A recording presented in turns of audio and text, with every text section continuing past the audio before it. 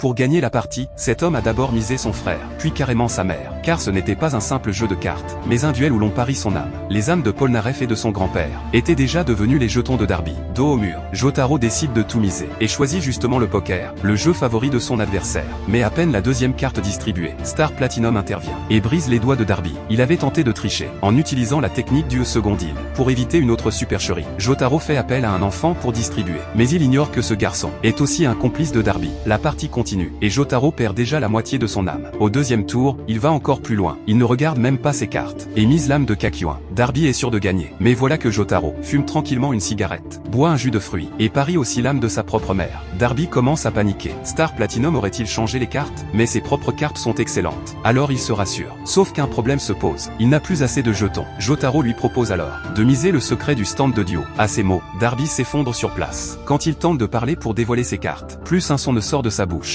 La peur le paralyse, ses cheveux blanchissent d'un coup, et il meurt, terrassé par la panique. Ce qu'il ne saura jamais, c'est qu'il aurait pu gagner.